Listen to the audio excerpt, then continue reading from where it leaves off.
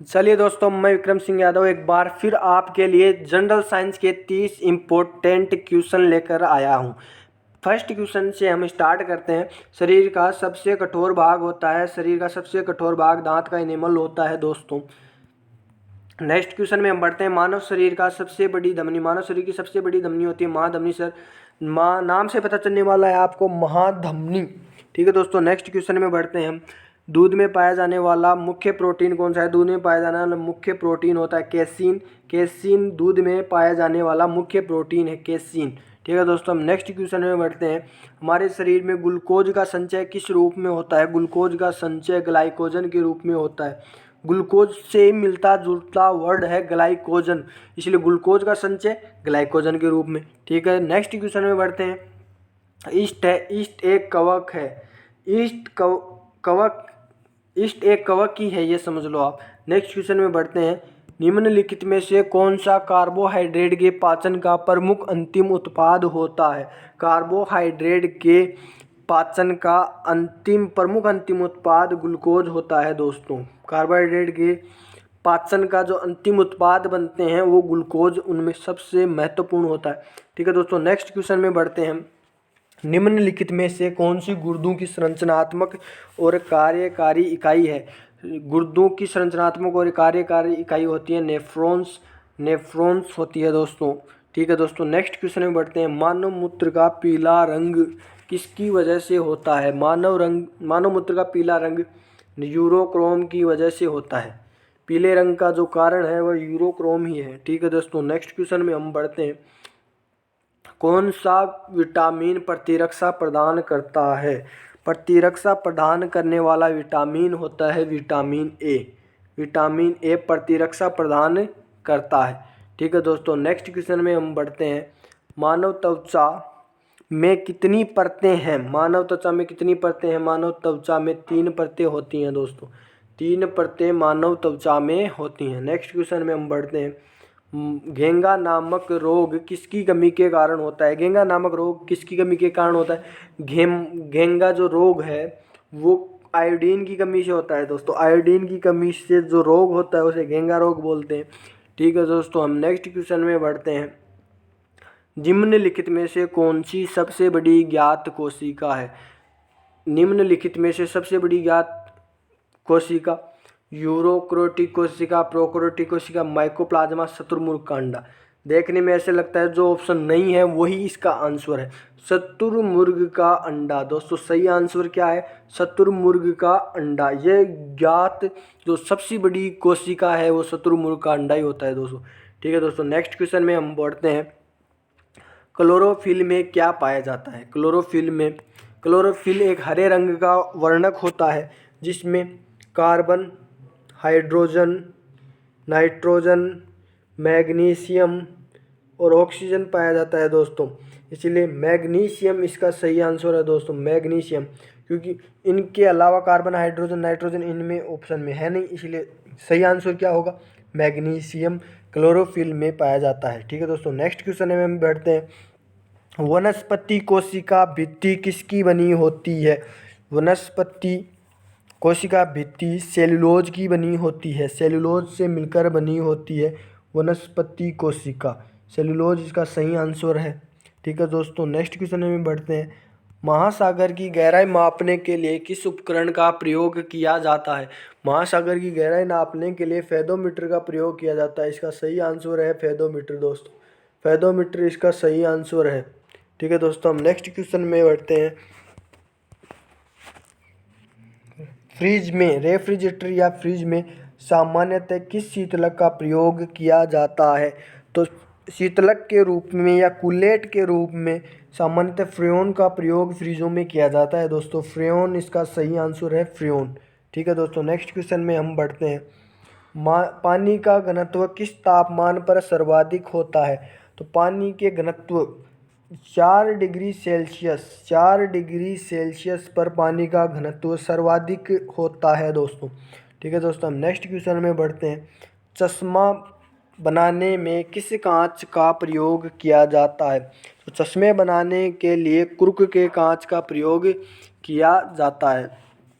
Crook का कांच cerium oxide और सिलिका से मिलकर बना होता है। सेरियम ऑक्साइड और सिलिका से मिलकर बना होता है क्रुक का कांच। ठीक है दोस्तों, हम नेक्स्ट क्वेश्चन में बढ़ते हैं। पृथ्वी के वायुमंडल की अनुपस्थिति में आकाश कैसा प्रतीत होता है?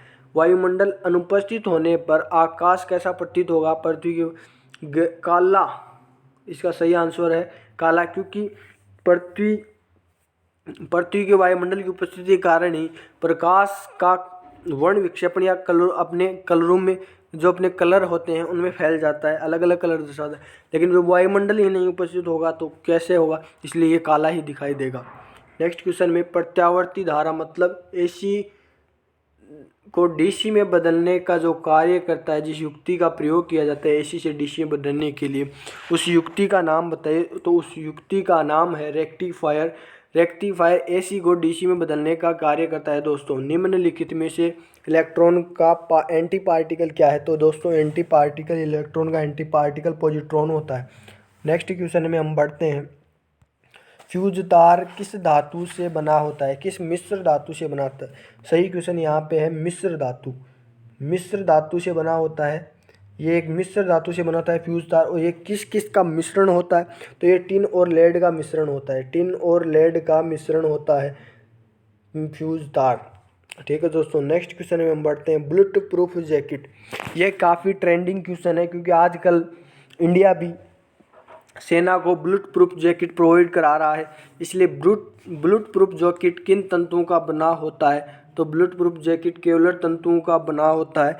ये एक सिंथेटिक फाइबर बहुलक है, पॉलीएमाइड है। इसका ब्रांड नेम केवलर है, ब्रांड नेम केवलर बोलते हैं।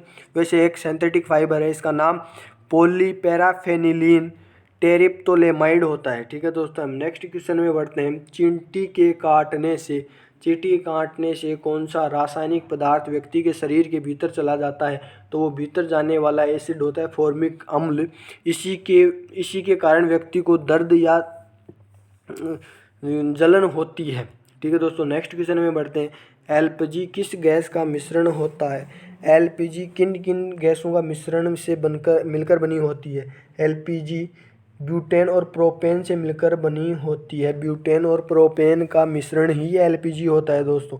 ठीक है दोस्तों, इसका सही आंसर क्या होगा? ब्यूटेन और प्रोपेन इसका सही आंसर होगा। नेक्स्ट क्वेश्चन में हम बढ़ते हैं। बेकिंग सोडा का रासायनिक नाम क्या होता है? बेकिंग सोडा एक धोने का सोडा अलग होता है, यह है बेकिंग सोडा। बेकिंग सोडे का रासायनिक नाम पूछा है दोस्तों, तो इसका रासायनिक नाम होता है sodium bicarbonate. Sodium bicarbonate baking सोडे को बोलते हैं। ठीक है दोस्तों, नेक्स्ट क्वेश्चन में हम बढ़ते हैं। हीमोग्लोबिन की निम्न में किसके साथ उच्चतम बंधुता होती है? तो हीमोग्लोबिन के साथ उच्चतम बंधुता होती है कार्बन मोनोऑक्साइड के साथ, CO के साथ। और दोस्तों, ये इतनी उच्च होती है हीमोग्लोबिन, एक तो ऑक्सीजन के साथ बॉन्ड बनाए इसकी शक्ति, और एक कार्बन मोनोऑक्साइड के साथ हीमोग्लोबिन बंध बनाए।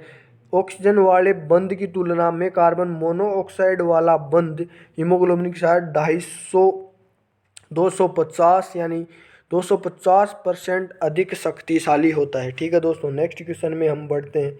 निम्न में से कौन सा भौतिक परिवर्तन होता है? ये समझ लो, जिस एग्जाम में जनरल साइंस का नाम ले दिया जाए और वहाँ पे भौतिक परिवर्तन रासायनिक परिवर्तन से क्वेश्चन नहीं, ये हो ही नहीं सकता। इसलिए ये क्वेश्चन ये चैप्टर काफ़ी इम्पोर्टेंट है। जहाँ जनरल साइंस, जिस पेपर में जनरल साइंस आती है वहाँ एक दो क्वेश्चन आपको ज़रूर देखने को मिल जाएगा। और यहाँ पे पूछा क्या है? भौतिक परिवर्तन पूछा है। दही का जमना एक रासायनिक परिवर्तन है, मोमबत्ती का जलना, लोहे का जंग लगना, ये तीनों क्या है? तीनों रासायनिक परिवर्तन है। इसलिए सही जवाब क्या है? विद्युत द्वारा तांबे के तार को गर्म करना। विद्युत द्वारा तांबे के तार को गर्म करना एक भौतिक परिवर्तन है दोस्तों। ठीक है, नेक्स्ट क्वेश्चन में हम बढ़ते हैं। उभयचरों का हृदय कितना कोष्ठीय होता है? ये यहाँ पे मिस प्रिंटिंग हुआ है, यहाँ पे कोष्ठीय आएगा।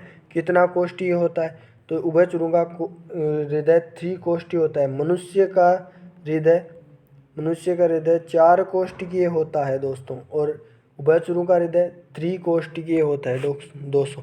ठीक है दोस्तों, हम नेक्स्ट क्वेश्चन में बढ़ते हैं।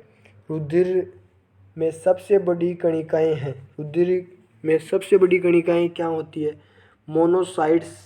मोनोसाइट्स हृदय में सबसे बड़ी कणिकाएं होती हैं। दोस्तों, अगर आपने हमारे चैनल को सब्सक्राइब नहीं किया है तो सब्सक्राइब के बटन को दबा दीजिए, क्योंकि हम इससे भी बढ़िया क्वेश्चन अगले वाले वीडियो में लेकर आने वाले हैं। ठीक है दोस्तों।